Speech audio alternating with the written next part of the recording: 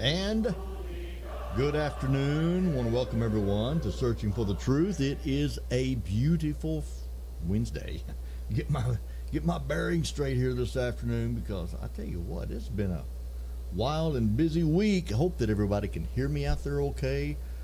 Please let me know if you're having any trouble hearing. I got a couple of reports regarding Monday's broadcast that folks were having a difficult time hearing. So we'll see what we can do. I'm gonna play with it, and got some fuzz going on there, at least in my headphones. So hopefully it's clear going out. And boy, it is good to be with you. We're going to continue talking today about the same thing that we were discussing on Monday afternoon. Debbie says she can hear me fine. Good deal. That's good to know. And Carl is in Texarkana, Arkansas today. You must be heading west or southwest. Be careful out there. Volume is much better today. Okay, I don't know what I did different, but I've been having some troubles with the audio lately. We had some last week as well, and that was more of a computer issue, as I had a reboot automatically during the night time while I wasn't here, and when the computer came back up, it had it set on receiving audio from a different location than my mixer. So that was the issue on that day. But anyway, hopefully, Terry says everything's fine in Alabama. All right, we're good to go. James, how are you doing today, brother? Well, I'm glad to be here. I'm glad that you're here as well. And as you can see on the screen, we are going to be talking about kitchens again this afternoon. Eating in the church building. Is that really the issue? What is the issue? What was the issue back in the 60s? I made reference on Monday afternoon that Brother Bill Hall had some excellent material that he put out several years ago on restudying the issues of the 50s and 60s. I would encourage anybody to go and read that material. It's excellent. And you can find it online. In fact, by the way, you can check out our website, w65stchurchofchrist.com, while you're on the internet. But let's see here. I was looking at some different mics. Bill Hall, restudying the issues. Let's see what comes up. There it is, right there. Auburn Beacon. There are several different articles. He wrote 3 in particular. Scroll on down here and see if we can find number 3, which deals specifically with the issue that we are talking about today. As you can see, it's pretty. We have to get to part 3, I guess. Yeah, you got to go all the way down. Richie Thedford's the one that posted this. I need to put a link of it on our website, don't I? And anyway, kitchens and fellowship halls. What was the issue? That's actually the title of our study this afternoon. And this actually came from a series of lessons that Brother Hall did a few years ago. And notice in 1947, M. Norval Young on the lectureship in Abilene encouraged churches to build new buildings, to build them in good locations, and to include in their buildings, among many other things, a large fellowship room and cooking facilities, which at that time churches did not have. In 54, he talks about how he grew up through all of this, so he remembers. Notice what he says about what was not the issue. What was not the issue? The issue never was whether one could eat something in a building owned by the church. There were people who said, why, if these people are right, a mother couldn't even give her baby a bottle of milk in the building. Well, of course we never said anything like that. That was never the issue. Now, this is a man who was debating the issues, but what happened in the 50s and 60s, just like they do in other discussions that take place, and I've experienced this myself in discussing other doctrinal issues with Baptist preachers or Pentecostal preachers. You know what they all try to do? They all try to shift the issue from what is actually the issue to something else. They build a straw man. They try to tear the straw man down. You've heard of straw man argumentation. That happens all the time in biblical discussions. It also happens in politics. And it's a rhetoric device that is deceptive and is misguided. It's philosophical and it's wrong. And we need to be careful about the issues. That's the kind of things the false teachers were doing to Paul in 2 Corinthians 10. He had reference to that about our weapons are not carnal. Exactly. So that's what we're going to talk about this afternoon. We're going to continue to discuss it because the discussion has continued on Facebook since Monday, and some have said that they had trouble hearing. Again, I did pull it up and I listened to the video from Monday, and I could hear it. I did have to turn my computer up, but I could hear it fine. May want to pull it up on YouTube and turn it on your put it on your TV and see what that sounds like. But we'll hopefully do a lot better today as far as that goes. So, okay, is there positive divine authority for the local church? Now listen carefully.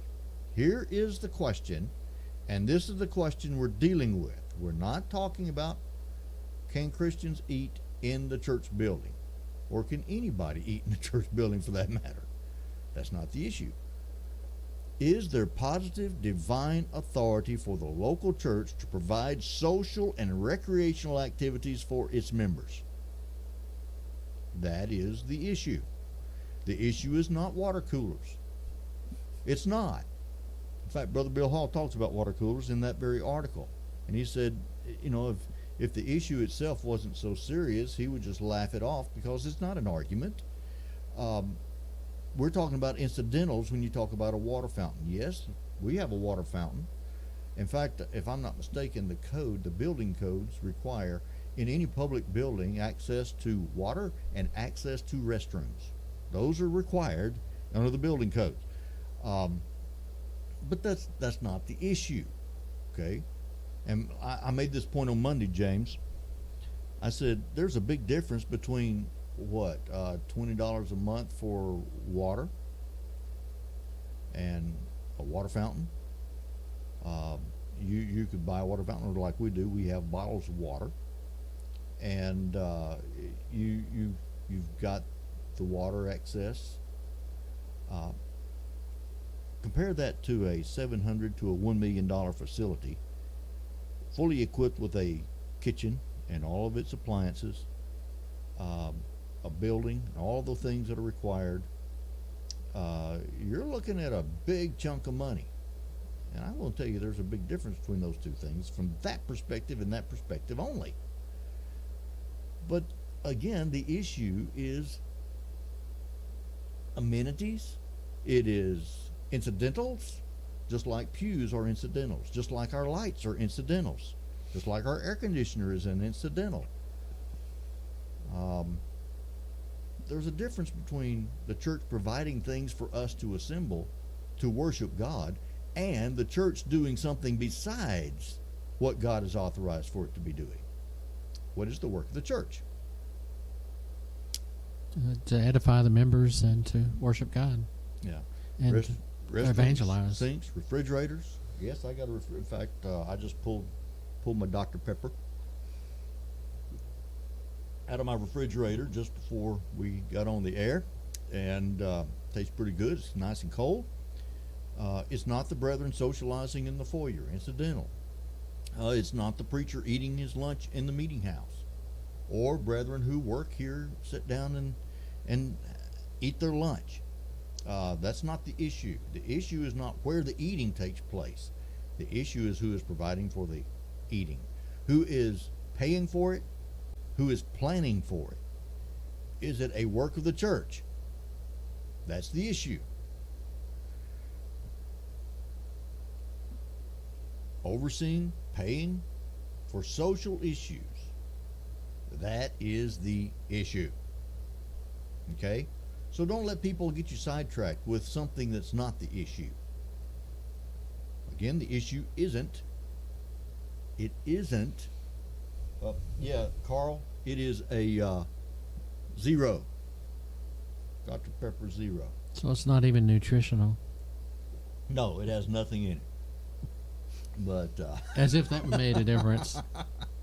James is drinking his water. Mm-hmm. Incidental issues. For example, let me go through this again. I went through this on Monday, but I want to do it again. Brethren come together, and they're standing in the vestibule, the foyer. They're standing outside. Even they may be standing in the middle of the auditorium, and they're discussing politics, which probably isn't very wise to begin with. But they're talking politics. Okay, is there a difference between brethren who, before services start, they have a conversation about politics, and the church organizing, planning, and paying for a political rally? Is there a difference in those things? Yeah. Okay, some child comes in and they sell some candy bars to raise money for their baseball team. Now again, I'm not going to say that that's wise in and of itself. Maybe this isn't a place for that kind of thing, but nevertheless, I'm not going to say it's sinful. I mean, it's an incidental act. But isn't it different for a child to be doing that, or an individual to be doing that, and the church entering into a business whereby it buys and sells things to make money? Isn't there a difference? Yeah. Or to seek medical advice while you're here from one of our nurses who are members here. That's one thing. But for the church then to plan and pay for medical procedures, and also, of course, building hospitals and clinics and providing those things, that's a big step. That's a big difference. Eating on the property is one thing. Building kitchens and sponsoring, planning for, paying for dinners, social activities is another. We ought to be able to see that. And if we can't see that, I wonder if it's because we don't want to see that. Okay, that's the point. It's a difference. There's a difference. Fellowship halls, and you know, it just like other things. You know, once you start down a path, okay, where is that path going to take you? And that's something we ought to always think about. Okay, it starts with a little kitchen in a back corner to serve some meals, you know, after services. And then the next thing you know, we're building a whole building to have a bigger kitchen and a bigger place to eat because we want more people involved. And then it goes from that to family life centers where you have all kinds of other activities to engage in. Multi-purpose rooms for game rooms, gymnasiums, game and party rooms, ball teams, scout troops, etc., etc., etc. All of these things, just, you know, you can continue to add and add and add and grow it and grow it. And that's where, you know, carnality will take over. No doubt about it. There's no doubt about it. The only one I would not object to is a multi-purpose room. As long as all the purposes it's being used for are authorized in the Word of Christ. Yeah, as something the church is to be doing. Bible classes, auditorium. You can use an auditorium for several different things. Getting together for the planning, the discussing the work of the church, all kinds of things, counseling sessions, and whatever else is needed. Individual Bible studies. Sure. So the work of the church is evangelism, okay, preaching the gospel, edification, Ephesians 4 and verse 12, and by the way, 1 Corinthians chapter 14 makes it very clear that edification comes through the teaching of the Word of God. Understanding is necessary in order for edification to occur. Without understanding, there can be no edification. So that's why the role of the prophet is much greater and much more important than the role of, or the one that is speaking in tongues, because people can understand what he's saying. Benevolence in Acts 6 and verse 3, there were needy widows. And by the way, we'll talk a little bit here in just a moment about the distinctions that Paul makes regarding widows and the requirements, the conditions that widows must meet in order to be taken into the number of continual help. So social work, the social gospel in and of itself is not something that the church should be engaged in, ladies and gentlemen. That is our point. It's not the work of evangelism. It's not the work of edification, and it's not the work of benevolence. It's the work of the social gospel. It's the work of social activities. There is a difference. So we, I hope, can see that that's a difference. To authorize the church to arrange, support a common meal for social and recreational purposes, where is the direct statement? Where is the approved example? And where is the necessary implication in Scripture? What we would have to have if it is authorized. Okay, so again, we talked about all these things on Monday. Well, the discussion, as I mentioned, has continued on Facebook.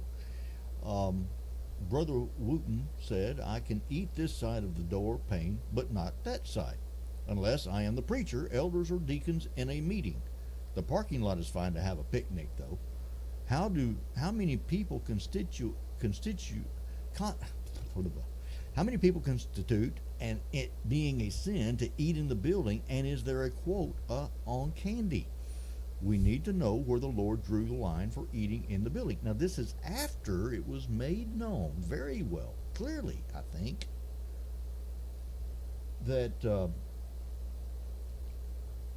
issue is not where the eating is taking place. It's not the eating in the building. That's not the issue. And it never has been the issue, as Brother Bill Hall states. Now, could people have misunderstood the issue, and could they have drifted away from the main issue and made other things, made bad arguments? Yes, absolutely. And I don't doubt that has happened in other places since then. But that has never been the issue if anyone actually understood what the issues were. Brother Leroy Brown, and I do think these brethren are my brothers, okay? But I do think they're wrong on this point. He brings in Lori White, and I talked to Lori this morning about this very post and asked Lori White why she says it's a sin, but worships in a building with a fellowship hall and a kitchen. And like I said, I spoke with Lori, and I understand her circumstances and her situation, and there are brethren all over the world who are in circumstances like this. They don't have anywhere else to worship. And so she agrees with 99% of what's taught and what's practiced. Does she participate in what she does not believe is authorized? No. So Brother Brown called her a hypocrite. I don't call that being hypocritical. Now, I call what Peter did in Galatians chapter 2 hypocritical. He was eating with the Gentiles until those came up from Judea. And then what did he do? He withdrew himself when they came up. Yeah. So he played the hypocrite. He was pretending like he wasn't participating with the Gentiles and made himself appear to be something that he's not. Lori has never tried to make herself into something that she's not. And that's just, I hope we can see the difference. And by the way, I can worship with brethren that I disagree with on particular points, as long as I don't participate in what they're doing, that which I do not believe is right. And Paul makes that very clear in Romans chapter 14 and verse 23. If it's not of sin, what is it? I mean, if it is not of faith, it is what? It is sin. And there he's talking about the conscience. You violate your conscience, you have committed sin. Even if what you're doing isn't expedient, even if it's okay to eat the meat that he's talking about in Romans chapter 14, if you understand it to be okay, because there's nothing wrong with eating meat in and of itself, that's okay. You can eat it with a clear conscience. But there were some people who couldn't. And it would be a sin for them to eat that meat, because they'd violate their conscience. Okay. I did get into the discussion, and Terry Wayne Benton, Brother Benton, is with us, I think, or at least he was. And Terry has been discussing this issue with this Brother Brown for a few days, and he says, Terry was very much speaking of the building, church building. Please ask him directly with me tagged in your question to him. And I saw a lot of what Terry said. I don't think I saw everything. But Terry, I don't believe that Terry believes that it is a sin to drink a Dr. Pepper or eat a candy bar or eat a sandwich, or for brethren, several members of the body of Christ, to be here at the building and eat it. I don't think it's eating in the building that Brother Benton has an issue with. In fact, notice Leroy Brown's comment there. The planning of a common meal in the building location is what Terry says is sin. See, he's focused on the where, but that's not where Terry's focus is. What is Terry's focus? The planning of a common meal. And that's what I'm saying. That is the issue. It seems like brethren just don't want to actually deal with the issue. Is it a sin for, and then he contacts Brother Benton specifically, directly. Is it a sin for the church to build a building with a kitchen and the church share a common meal after the worship service has completed? Now, listen carefully. Hold on here. Let's see who this is.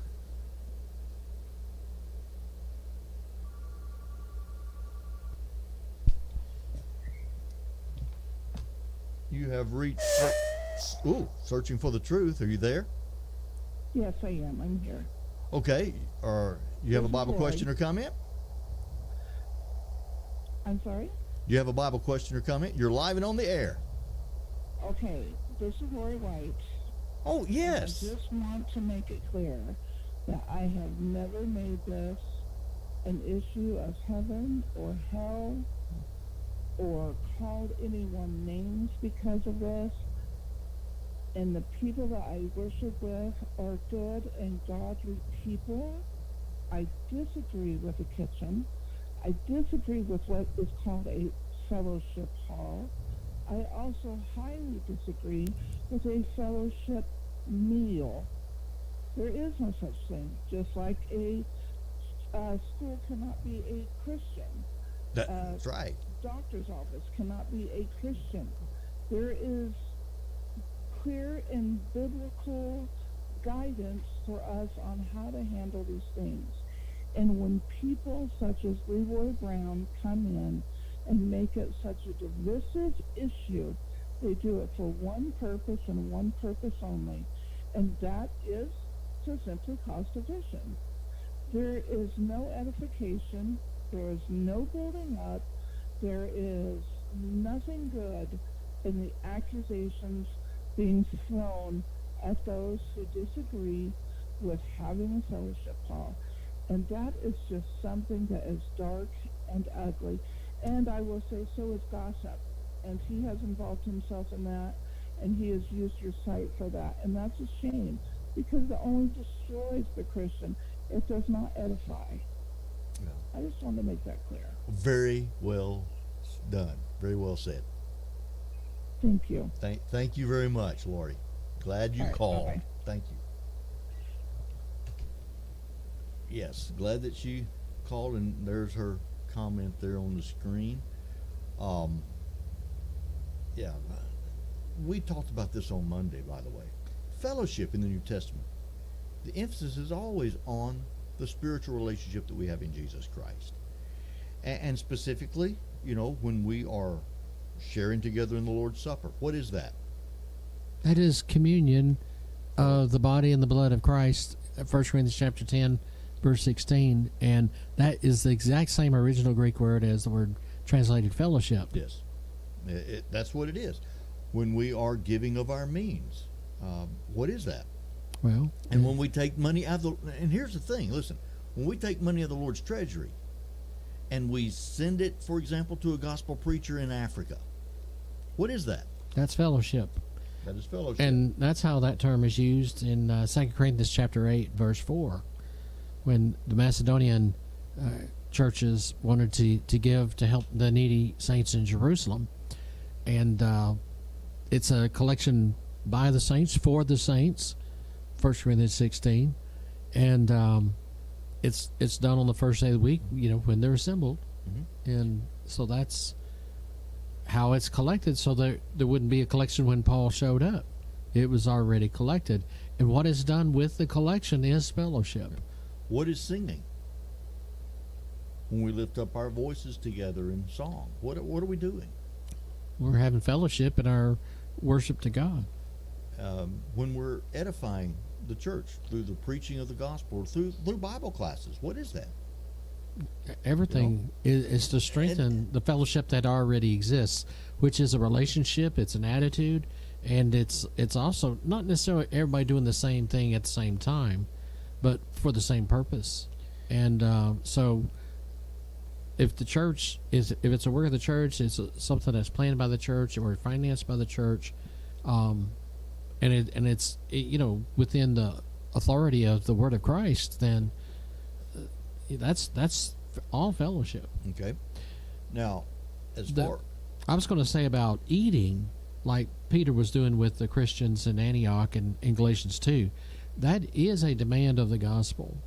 Christians should spend time together outside the assembly. We see examples of it in the book of Acts. In chapter 2, verse 46, it talked about breaking bread from house to house and eating their food with gladness and singleness of heart. That is not fellowship in itself as much as it is an expression of fellowship, where because we have fellowship, we spend time together and we get to know each other better and we encourage each other. The actual encouragement would be fellowship. And speaking words of encouragement to somebody is having fellowship with them. Mm-hmm. Let's see. Terry says, is the planning for social events not the incidentally can happen at the building? Incidentally. Now, and Terry, just to be clear, I did tell Leroy Brown that the where is not the issue. He asked me specifically a direct question. Okay, is it a sin to eat in the church building? Which I said no. Can Christians share a meal in the church building? He asked that directly. Well, yes. Christians can.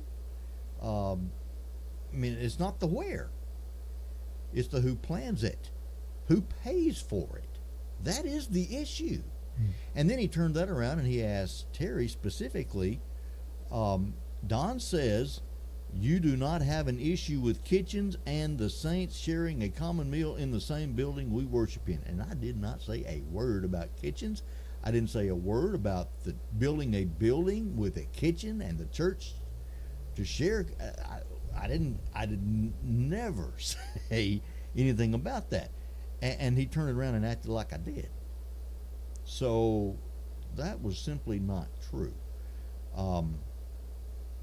And so, as Terry says, it's the planning for social events. And that's exactly right. It is the planning. There are times when eating at the building may be necessary, such as helping saints during disaster or special hardships. The issue is about the church planning and facilitating games and social meals, social events. Amen. That is the issue. And I think that people are intentionally trying to avoid the issue and trying to confuse the issue. And if that's the case, we got more of an issue that goes far beyond just, whether Christians can eat a common meal. And it goes beyond where's the authority for it. So, and I do think that's one of the things that's often misunderstood is the relationship between eating together and fellowship, because in corrective discipline, which is an act of the church to deliver a person to Satan in 1 Corinthians 5, the enforcement of it is upon each individual member not to associate with that person, because the fellowship does not exist. And so the behavior of eating with that person is, going to show a reality that doesn't exist. Right. And one of the things that we need to understand is there is a distinction between what an individual can do and what the church can do. And I remember Brother Woods, Brother Guy in Woods, he argued from James 1:27 that, taking care of orphans and widows. That's he claims that is the work of the church. And of course, brethren will respond, well, that's talking about individual action in James 1:27. And of course, Brother Woods' argument and reply would be, well, what the individual can do, the church can do. Because the church is made up of individuals. Because that's right. But the reality is that's not true. No, there's a distinction between collective action and plural action and individual action. Exactly. If any believing man or woman has widows, let them relieve them, and do not let the church be burdened, that it may relieve those who are really widows. There is a difference between the individual responsibility and the church's responsibility. And there are a lot of things that individuals can do that the church should not do, cannot do. Entering into business. Can individuals do that? Sure. Can churches do that? No. Planning and paying for recreational activities. Can individuals do that? Can homes do that? Yeah, I would encourage that, actually. Can the church do that? No. It's not. There's not authority for that. That's the issue. And that's what we're saying. Where is the authorization for that? Expediency. And the argument quickly turns, and those who actually try to make scriptural arguments will try to say that social and recreational meals and activities are just an expedient to do the work of evangelism and edification in particular. But these things are not the work of evangelism and edification. Could they be an expedient to evangelism and edification? That's the question. And I know that many have made that argument. Where is the authority? Is there generic authority or is there specific authority? Well, I think it's pretty obvious that there is no specific authority, or that would be pointed out real quick. Generic authority allows for expediencies within things authorized, but it does not allow us to do unauthorized actions and call those things expedients. Right. It's important that people understand the distinction there. But you could almost take any issue and you can find something that's excluded and something that's included, no matter how general it is, because at least there's some specificity to any command or statement. For example, okay, let's draw a parallel with mechanical instrumental music. We're commanded to sing. There's specific authority. Okay, we're to make melody in our hearts. That's Ephesians 5:19. Specific instrument mentioned there. So, okay, there are things that are expediencies to accomplish that specific command. For example, songbooks, pitch pipes, those are expediencies. They do not change the nature of what is done in the act of worship. They neither add to nor take away from the singing and making melody in the heart. Okay? They are expedients to carry out the work or the worship. Okay?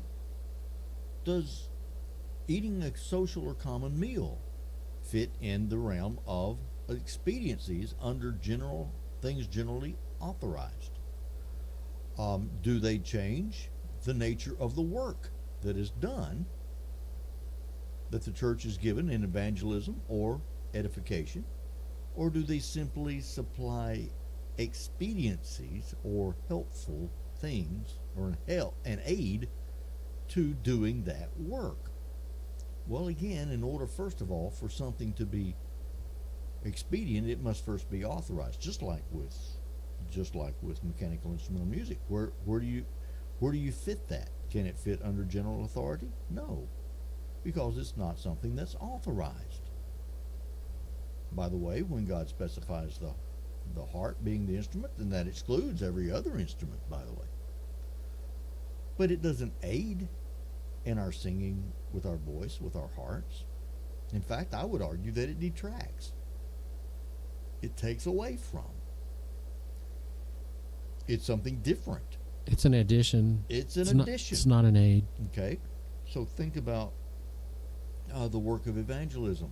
How could eating common meals be the work of evangelism?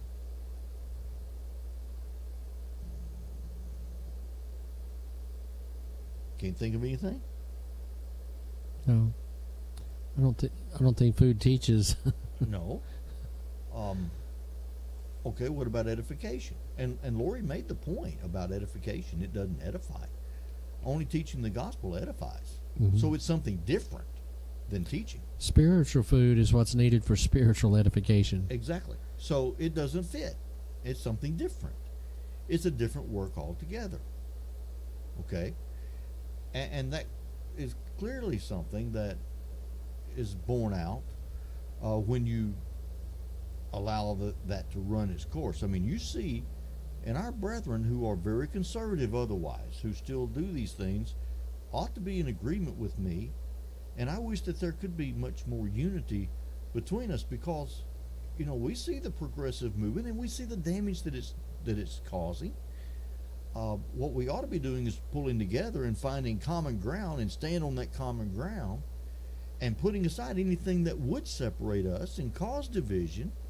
And what we need to do is join forces against those who are leading people way away from the gospel. And I would say to you that these issues that separated brethren in the 50s and 60s got the ball rolling for the progressive movement that is taking place now. One step away, and my phone is going crazy this afternoon. Everybody wants to call me today. So anyway, do we see where this is going? If you can do this, then you can do that. And if you can do that, then you can do this, and just right on down the line.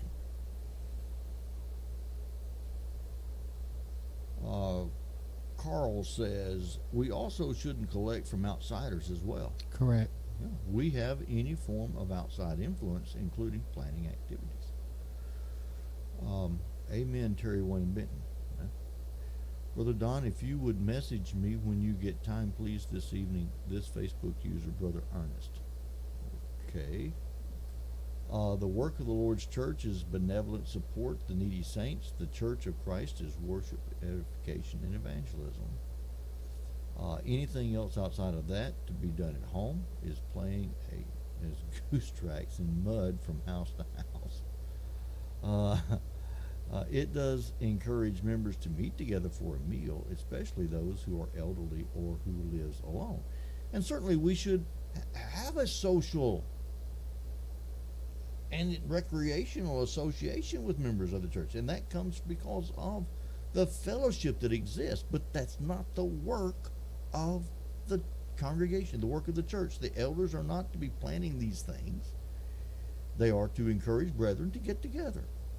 No doubt about that. But are they to plan and fund such activities? Because if you're planning and funding such activities, now you are adding another work of the church, and that is the work of the social gospel.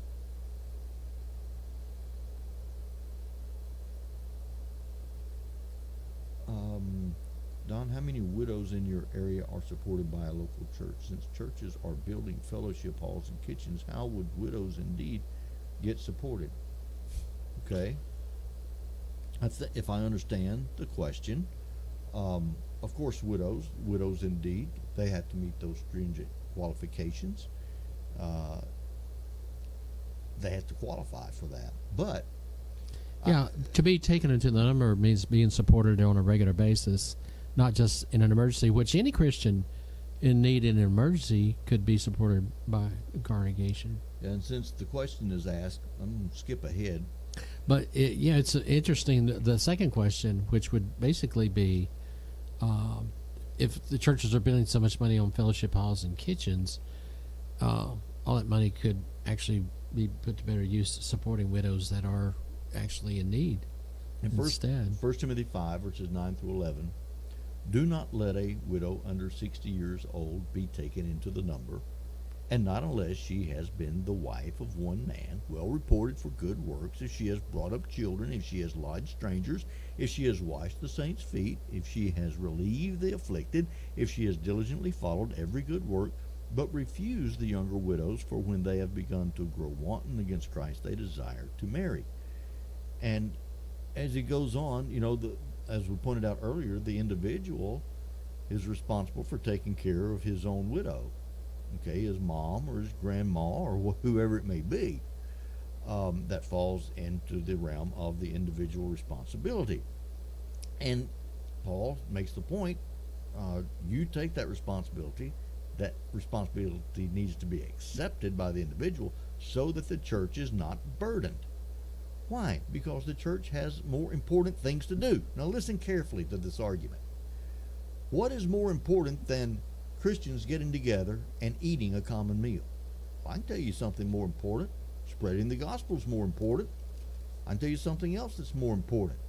Studying God's word is more important. What else is more important? Helping those who are in need is more important. Christians who are in need, those things are more important. The church is limited in its resources. And the church limited on relieving widows, how then could the Lord's money be spent on a place to eat and have fun? Yeah, I mean, if somebody wants to try to make it like everybody eats this meal, that supports the widows because they're feeding the widows and saving them money for a meal out or something. But actually, I mean, it's very specific who the church is to help in the case of a widow. Yeah, and again, this is those who are taken into the regular support by the church. That'd be something that'd be budgeted on a regular basis. Mm-hmm. So, now, can the church help other people? Yes. In emergencies, Absolutely. others can be helped. Yes. Well, thank you, Linda, and be careful. I'm glad that you were able to join us for as long as you could. So, okay, let me go back here and see if I can find where we were. I believe it was right here. We were talking about expediencies. Now, think about this. Let's use Noah's Ark as an example or an illustration of this principle. Make yourself an ark of gopher wood. 450 feet long, 75 feet wide, 45 feet tall. Put a window in it, set a door on its side with lower, second, and third decks. Genesis 6:16. Okay, could Noah have made an ark of pine or spruce or cedar? Well, to be fair, okay, I don't know exactly what gopher wood was. Was that another name for cedar? Or I don't know. But I know it had to be gopher wood. It couldn't be another kind of wood. Any other kind of wood would have been wrong. Okay? So there's a limitation here as to what Noah could use to build the ark with. Gopher wood. Now, could he use carts and donkeys and oxen and rope and pulleys and hammers and nails? Yeah. Sure. Well, you mentioned the oxen. Only two of them get to go on the ark. Even if you used more than those to actually help build the ark. But no, wherever God is specific, to that degree we must be specific. Okay, could he have built it 500 feet long? And No. that would allow him to get a few more animals in. Maybe he could have put the rest of those oxen in that helped build the ark. Well, neither thing would be authorized. He specified two of each kind, Yep. and he specified the length, the height, and the width of the ark, and the number of windows and doors, And he one said, each, and ark. number of floors or decks. He didn't say build two arks. Wouldn't it have been a lot better if he could have built two arks? He could have saved twice as many animals. That would have been the loving thing to do. But that's not what God told Noah to do. Now, Noah acted by faith, built the ark out of gopher wood, just like God said. Hebrews 11 and verse 7. And we do know that everything God said do, Noah did. Okay? So let me ask you, how long was that ark? How wide was it, and how tall was it when Noah got through with it? Yeah. It was exactly what God said for him to do, which was 300 cubits by 50 by 30. Okay, so we've got the information. We know what Noah was told to do. Expedients, tools, and size of material depended on specific needs. He could have sawed and used lumber, different sizes of lumber, different sizes of trees, but they had to be of gopher wood, of course. The source and means of transporting materials. Now, he could not have changed the type of wood. He could not have changed the number of compartments. He could not have changed the length, the width, or the height. He could not have added doors and windows, because it would be kind of stinky in there, although my understanding of the window is probably it was a large opening. But, okay, you've got a lot of stinky animals in there. Boy, okay. But he did what God said.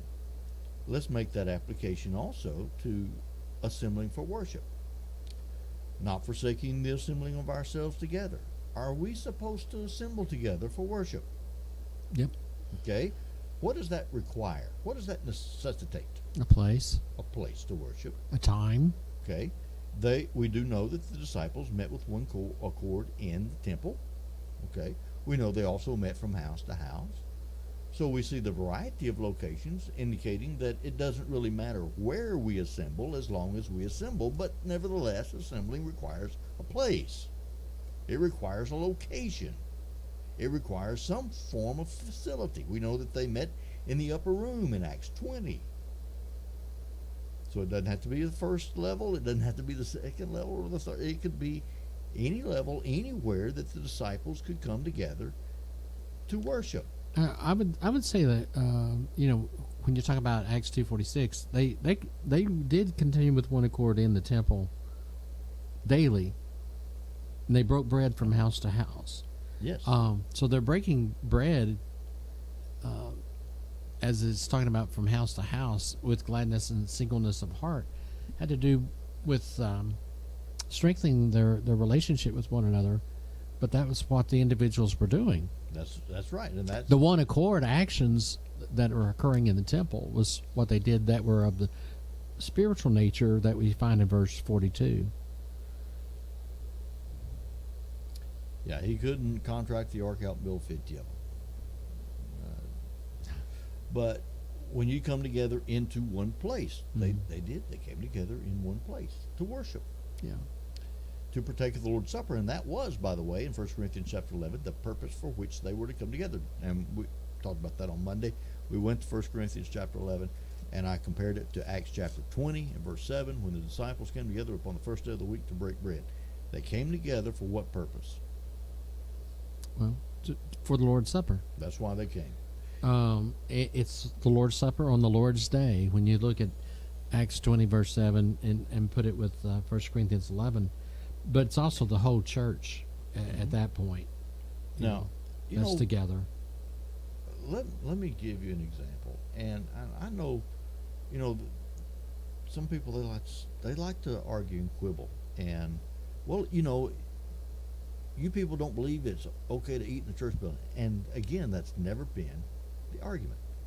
It's never been the argument. Now listen, when I was in Kenya, we would have Bible studies at the church building. We would have Bible studies in the morning.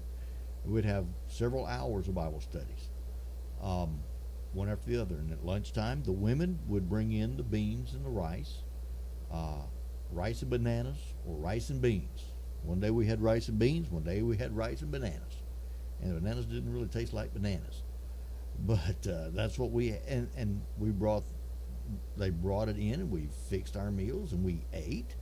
And there's nothing wrong with that. The women made that possible. They cooked it up, and they served it. It wasn't planned. It wasn't paid for out of the church's treasury.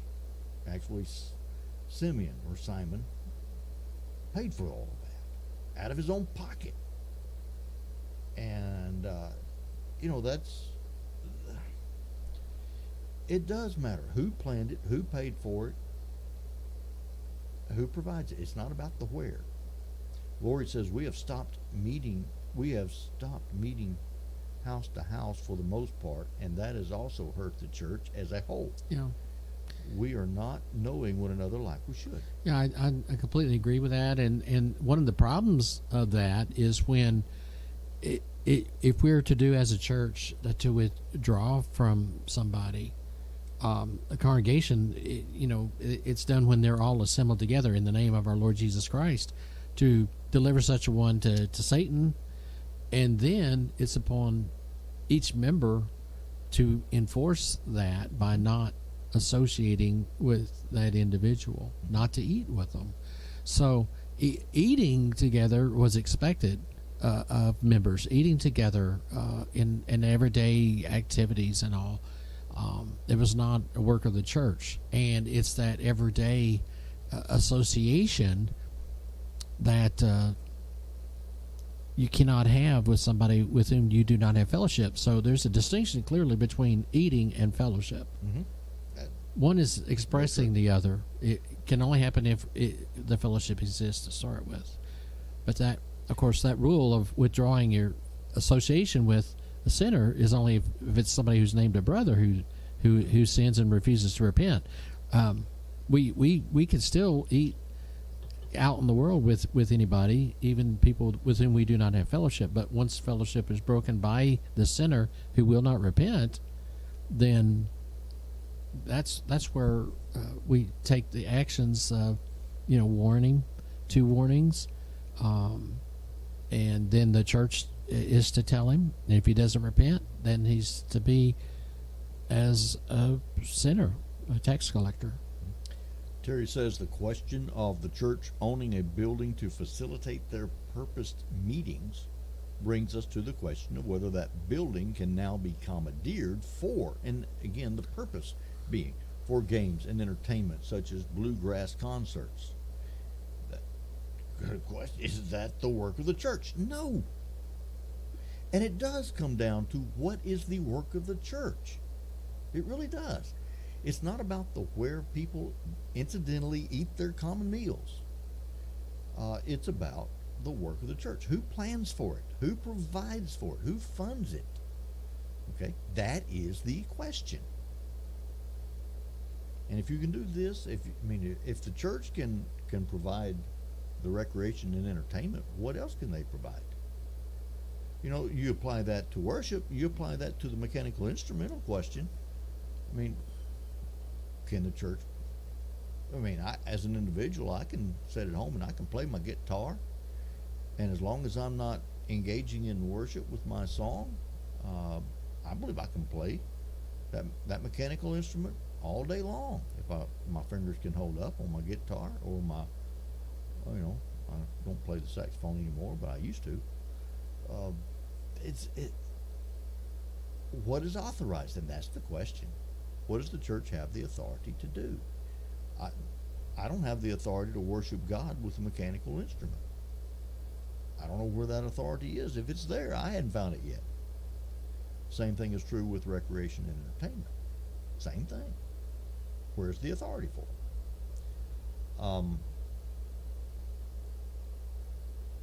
I have heard since Christians met in an upper room, a church in Texas built their building on stilts. Being too literal can be scary, ridiculous. Well, yeah, because Jesus said physical location doesn't matter in John chapter 4, verse 24. So there's general authority as far as where to meet. It doesn't have to be in an upper room just because it was in Acts chapter 20, and Jesus and the disciples did in an upper room in Matthew 26. Jesus settles that with what he said in John 4:24, verse 23, and then verse 24. When it comes to assembling, for example, this is a comparison, okay? Meeting houses, rent, houses, yeah, wherever, doesn't matter. Those are expedients. Pews.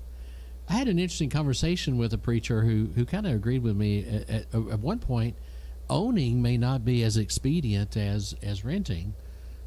It just depends on the circumstances that exist, and expediency is a matter of judgment to some degree as well, but it's authorized to buy or to rent property, or maybe somebody provides it out of their own goodwill, has a place where that could happen, but that's all we're talking about when it comes to an expediency. It's all authorized. Any option would be. Pews, whether we have chairs or we have pews or benches, or like, for example, in Kenya, we had those plastic chairs. In Belize, we had little 1x4 benches built, no backing or anything on them. They had big spaces in them. Or we have padded cushion pews. It doesn't matter. Lights. Now, there were lights in the upper room, by the way.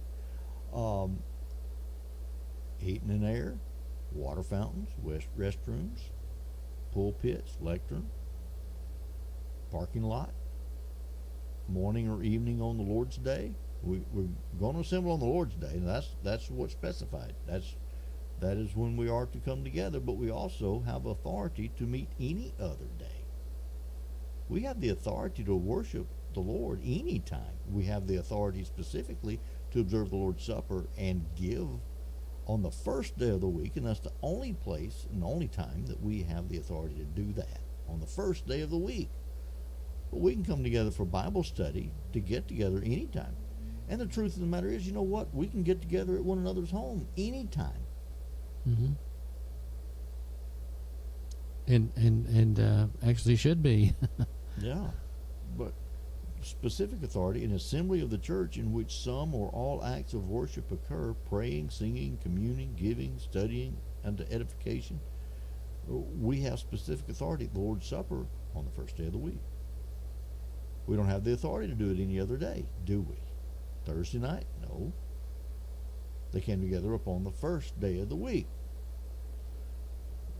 They were to give upon the first day of the week. Why? Because that's when they came together as the church. Aids and additions, sing, authorized.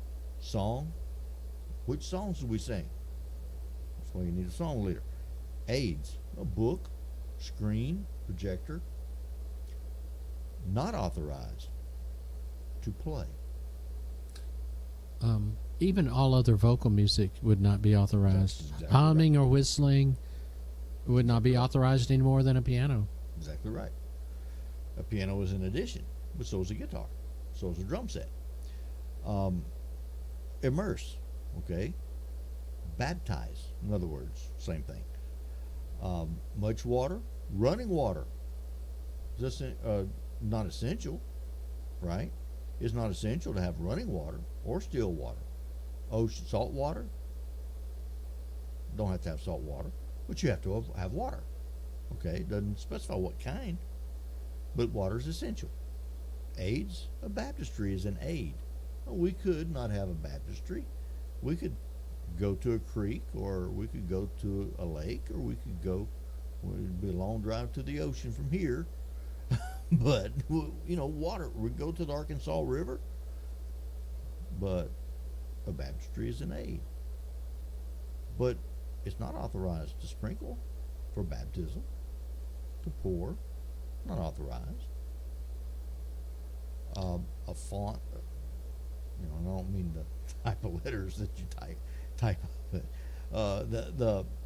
the like in the Catholic Church, the little fountain, that they call a font. It got a little water. The priest takes his hand and pulls a little water out on his fingers and sprinkles it on the baby's head, or on the adult's head, for that matter. I assume that's holy water. Yeah. So you see the point, okay? We see the point. All these things are authorized. Assembling to worship is authorized. Assembling to worship and perform the acts that are specified in the New Testament. We have approved examples of engaging in those actions, and we understand that these aids are helpful in carrying out that worship. But church-sponsored recreation, where do we find that authorized in the New Testament? Did Christians get together and eat? Yes. Did the church do that? No.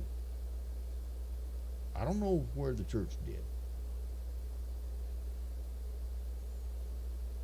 Well, we saw there was one accord in the temple, but they broke bread from house to house. Yeah, from house to house. So we're out of time, and I was going to deal with some arguments. Okay, the Lord's Supper established during the Passover, so that means that we can have a social meal, and then we can worship together. Passover was not a social meal, was it? Passover is not the same as the Lord's Supper.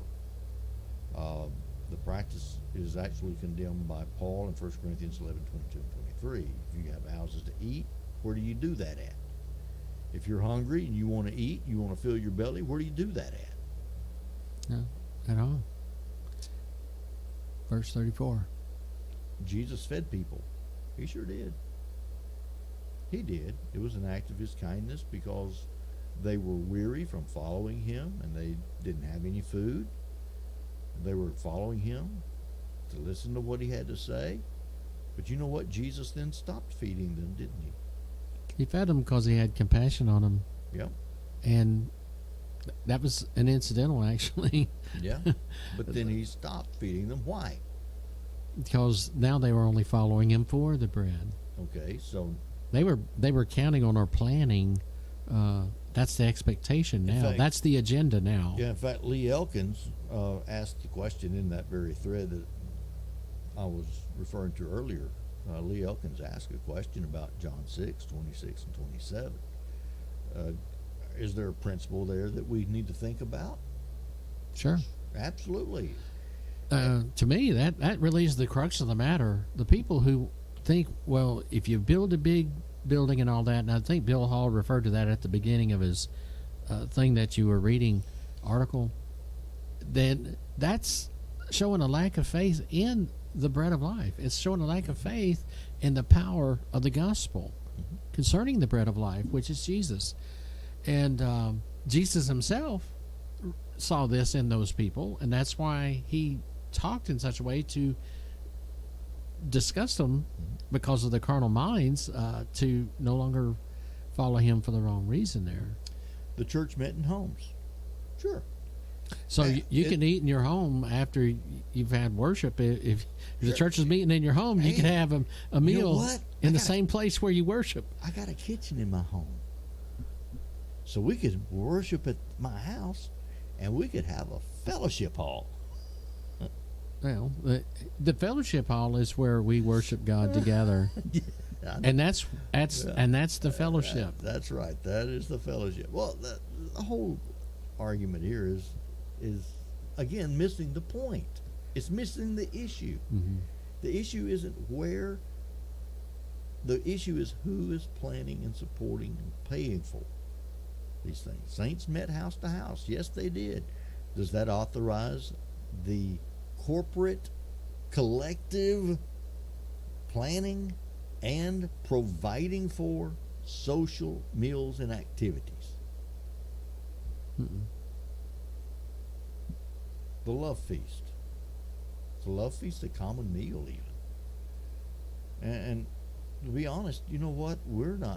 I don't think absolutely sure with what the love feast were. But if you did compare 1 Corinthians 11, 17 through 34 with 2 Peter chapter 2, they were doing some things that they should not have been doing. In fact, were instructed to stop doing them. But also, I do believe that when you talk about the Lord's Supper, there's where God's and Christ's love is manifested. And it is where we express our love for Christ, and we remember his sacrifice for us. None of these provide biblical authority for local churches to facilitate, pay for, or even plan for the recreational activities of their members. No. Can Christians eat together? Absolutely, and they should. Mm-hmm. But that's an action of the home and not an action of the church. It's not a work of the church. And now we're back to the argument, from 1 Timothy 5, if the church is to be limited in how it takes care of widows. Now, think about this logically. Be rational, please. Be objective. If we're going to be strict about taking care of these poor widows in need, and even reject some who don't meet the qualifications, say, sorry, we cannot take the funds out of the Lord's treasury to support you. But yet, we can take funds out of the Lord's treasury and we can build a building, hundreds of thousands of dollars worth, provide kitchens and feed people food. That doesn't compute with me. We can't do this,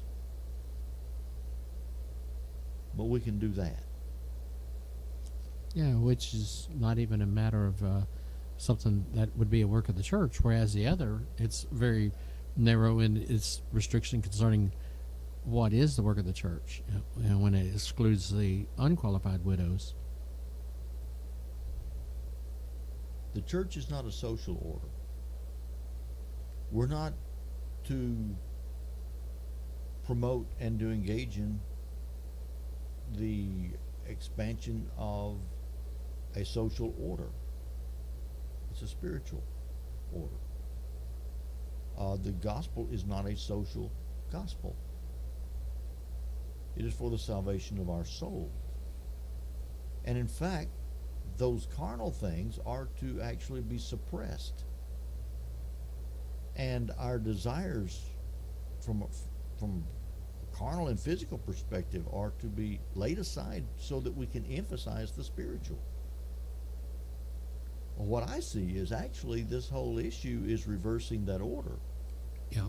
And placing the physical place, and these brethren are fussing and arguing over, having the right to have their kitchens and their fellowship.